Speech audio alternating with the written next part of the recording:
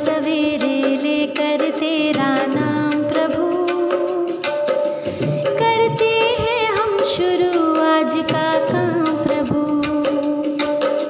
सुबह सवेरे लेकर तेरा नाम प्रभु, करते हैं हम शुरू आज का काम प्रभु। शुद्ध भाव से तेरा ध्यान लगाए हम, विद्या का वरदान तुम्हीं से पाए हम। शुद्ध भाव से तेरा ध्यान लगाए हम, विद्या का वरदान तुम्हीं से पाए हम। विद्या का वरदान तुम्हीं से पाए हम।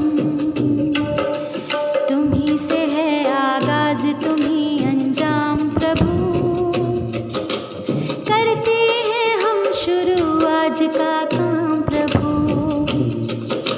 सुबह सवेरे लेकर तेरा नाम प्रभु, करते हैं हम शुरू आज का काम प्रभु।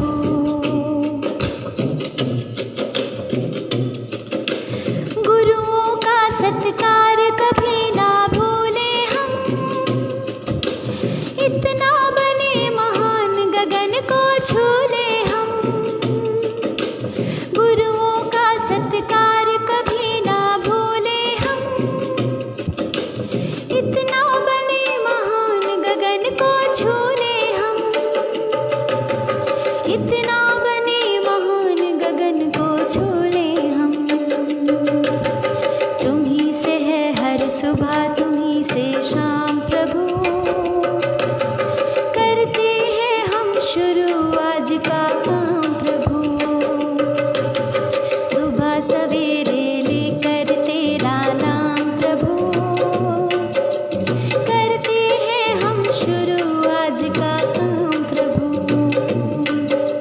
सुबह सवेरे लेकर तेरा नाम प्रभु, करते हैं हम शुरू आज का काम प्रभु। करते हैं हम शुरू आज का काम प्रभु। करते हैं हम शुरू आज का काम प्रभु। करते हैं हम शुरू आज का काम प्रभु। गुड मॉर्निंग बच्चों, प्रस्तुत है थॉट ऑफ द डे यानी कि आज का सुविचार। क्षमा करना सबसे मधुर प्रतिशोध है। Forgiveness is the sweetest revenge. क्षमा मांगना और क्षमा कर देना साहस का काम है। क्षमा से अंतस की शुद्धि होती है और दिल से बैर भाव मिट जाते हैं। सही ही कहा गया है, क्षमा के बराबर कोई तप नहीं। आज के लिए इतना ही, धन्यवाद। नमस्कार बच्चों, अब समय हो गया है आज के शब्द का। आज का शब्द है गेस्ट। गेस्ट की स्पेलिंग होती है GUEST और गेस्ट का मीनिंग होता है मेहमान या अतिथि। आइए देखते हैं इसका वाक्य प्रयोग। यू आर माई गेस्ट, यानी आप मेरे मेहमान हो। धन्यवाद बच्चों, thank you so much. Good morning students. Puzzle of the day में आज की पहेली है, काला रंग मेरी शान, सबको मैं देता हूँ ज्ञान, शिक्षक करते मुझ पर काम, नाम बताकर बनो महान। सोचो बच्चों, क्या होगा इसका उत्तर? एक बार फिर से सुनो। काला रंग है मेरी शान, सबको मैं देता हूँ ज्ञान, शिक्षक मुझ पर करते काम, नाम बताकर बनो महान। तो सोचो क्या होगा इसका आंसर? इसका उत्तर है बच्चों ब्लैक बोर्ड। Thank you. नमस्कार प्यारे बच्चों, जानते हैं आज का इतिहास और बढ़ाते हैं अपने ज्ञान का पिटारा। कुछ नया कुछ खास। तो बढ़ते हैं आज के इतिहास की तरफ।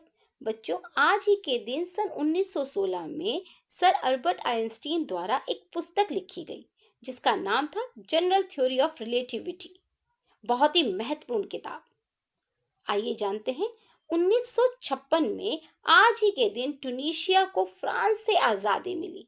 तो आज के लिए बस इतना ही। आज आपका दिन शुभ हो। इसी के साथ धन्यवाद। नमस्कार। आज का विशेष और आज के विशेष में हम लेकर आए हैं अल्बर्ट आइंस्टीन। अल्बर्ट आइंस्टीन एक विश्व प्रसिद्ध सैद्धांतिक भौतिकविद थे जो सापेक्षता के सिद्धांत और द्रव्यमान ऊर्जा समीकरण E=mc² के लिए जाने जाते हैं। बच्चों, उन्हें सैद्धांतिक भौतिकी, खासकर प्रकाश विद्युत उत्सर्जन की खोज के लिए सन 1921 में नोबेल पुरस्कार से सम्मानित किया गया था। Einstein special theory of relativity के लिए भी जाने जाते हैं। इस थ्योरी में समय और गति के संबंध को समझाया है। ब्रह्मांड में प्रकाश की गति को निरंतर और प्रकृति के नियम के अनुसार बताया है। आइंस्टीन की बौद्धिक उपलब्धियों और अपूर्वता ने आइंस्टीन शब्द को बुद्धिमान का पर्याय बना दिया है। आज के विशेष के लिए इतना ही। धन्यवाद। नमस्कार बच्चों, अब समय है आज की प्रश्नोत्तरी का। प्रश्न 1, भारत का सबसे लंबा बांध कौन सा है? उत्तर है हीराकुंड बांध। प्रश्न 2, फतेहपुर सीकरी का निर्माण किसने करवाया? उत्तर है अकबर। प्रश्न 3, चंद्रमा की सतह पर उतरने वाले पहले व्यक्ति कौन थे? उत्तर है नील आर्मस्ट्रॉन्ग। अंतिम प्रश्न, भारत में सबसे अधिक कॉफी कहाँ पैदा होती है? उत्तर है कर्नाटक। धन्यवाद। गुड मॉर्निंग प्यारे बच्चों। तो चलो शुरू करते हैं आज का बाल गीत। दादी अम्मा मान जाओ, गुस्सा होके हमसे ना दूर जाओ, कान पकड़ते हैं थोड़ा सा मुस्कुराओ, गुस्सा थूको जल्दी से गले लगाओ, अच्छी दादी प्यारी दादी मान जाओ, गलती फिर से ना करेंगे ना रुलाओ, मीठा खाके ठंडा पी के भूल जाओ, आ रही है हंसी अब ना छुपाओ, दादी अम्मा मान जाओ, गुस्सा होके हमसे ना दूर जाओ। Thank you. सुप्रभात। आज की कहानी में रामायण संक्षिप्त रूप में अयोध्या के राजकुमार राम राजा दशरथ और उनकी पत्नी कौशल्या के पुत्र हैं। कौशल्या के अलावा दशरथ की 2 और पत्नियां सुमित्रा और कैकेयी हैं। चारों भाइयों में राम सबसे बड़े हैं।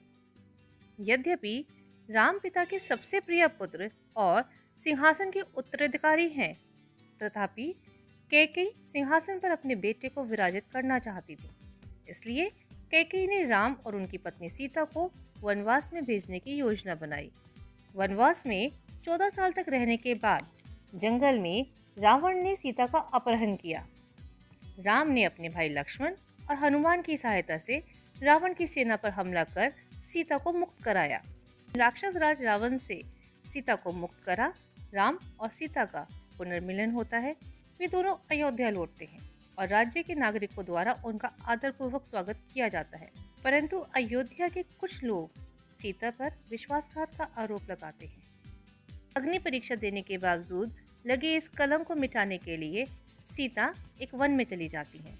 वहाँ वे लव और कुश को जन्म देती हैं। लव और कुश अपने माता पिता को मिलाने की पूरी कोशिश करते हैं, परंतु सीता के ऊपर लगा कलंक अभी भी कायम है। एक बार फिर सीता को अपनी शुद्धता साबित करने के लिए धरती में समाना पड़ता है। इस प्रकार राम और सीता फिर से अलग हो गए।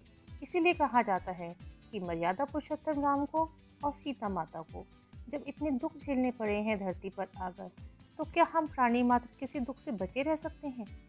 नहीं, हमें अपने इन दुख से ऊपर उठकर समाज कल्याण के लिए कार्य करना ही होगा। धन्यवाद। नमस्कार। आज मोटिवेटर और सेल्फ का विषय है जड़ों को मजबूत होने दें। एक बार की बात है, 2 पड़ोसी थे, एक सेवानिवृत्त शिक्षक और दूसरा बीमा एजेंट। दोनों ने अपने अपने बगीचे में पौधे लगाए। सेवानिवृत्त शिक्षक अपने पौधों को कम मात्रा में पानी देते और हमेशा उन पर पूरा ध्यान नहीं देते, जबकि दूसरे पड़ोसी ने अपने पौधों को बहुत अधिक पानी दिया और उनकी देखभाल भी अच्छी तरीके से की। सेवानिवृत्त शिक्षक के पौधे सामान्य गति से वृद्धि कर रहे थे, लेकिन अच्छे दिखते थे। बीमा एजेंट के पौधे ज़्यादा हरे भरे और घने दिखते थे। एक दिन एक मामूली तूफान के कारण भारी बारिश और हवा चल रही थी। अगली सुबह दोनों पड़ोसी अपने बगीचे में नुकसान का परीक्षण करने के लिए निकले। पड़ोसी जो बीमा एजेंट था, उसने देखा कि उसके पौधे जड़ों से उखड़ गए हैं और पूरी तरह से नष्ट हो गए हैं, लेकिन सेवानिवृत्त शिक्षक के पौधे को बिल्कुल भी नुकसान नहीं हुआ है और वह दृढ़ थे।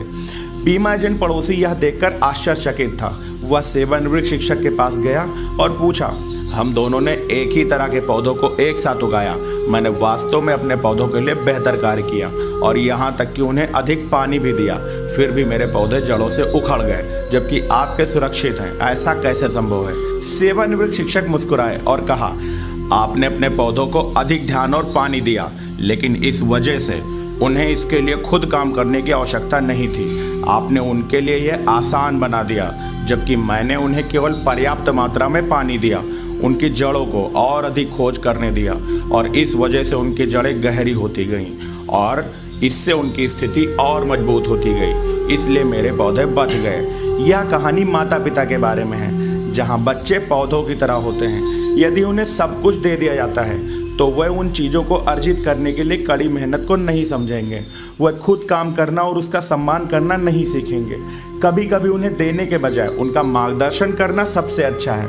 उन्हें चलना सिखाएं, लेकिन उन्हें अपने रास्ते पर चलने दें।